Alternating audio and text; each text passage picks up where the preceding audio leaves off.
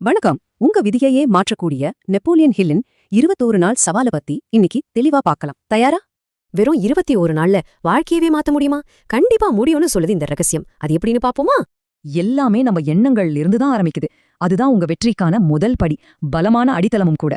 Thomas Edison எடுத்துக்கோங்க. 10,000 தடவை தோற்றாலும் பல்பை கண்டுபிடிப்பேன்ற அந்த ஒற்றை எண்ணம் மட்டும்தான் அவர்கிட்ட இருந்துச்சு.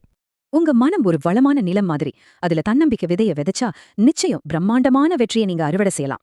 சரி, இந்த 21 நாள் சவாலுக்கு பின்னாடி இருக்கிற சுவாரஸ்யமான அறிவியலை இப்ப கொஞ்சம் அலசி பார்ப்போம். 1960ல டாக்டர் மேக்ஸ்வெல் மால்ஸ் என்ன நிரூபிச்சார் தெரியுமா?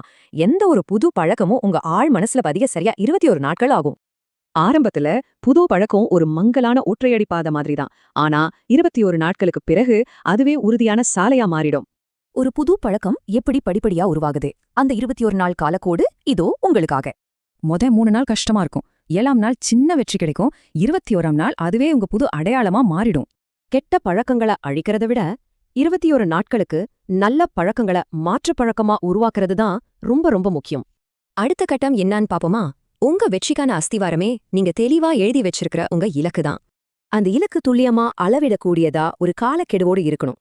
இல்லனா உங்க மொத்த உழைப்பும் வீணா திசை மாறி போயிடும். அடுத்த 5 வருஷத்துல என் குடும்பத்துக்கு சிறந்த வாழ்க்கைய கொடுப்பேன் அப்படிங்கிற மாதிரி தெளிவான காலக்கெடுவோட இருக்கிற இலக்கு ரொம்ப அவசியம்.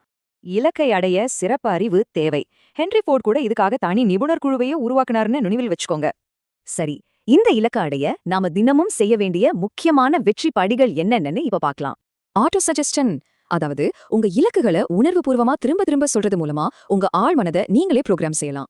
ஒரு பழக்கத்தை எடுங்க, இலக்கை பாசிட்டிவா எழுதுங்க, தினமும் காலையிலயும் இரவிலையும் சத்தமா படிங்க. இதுதாங்க அந்த சூக்ஷ்மம்.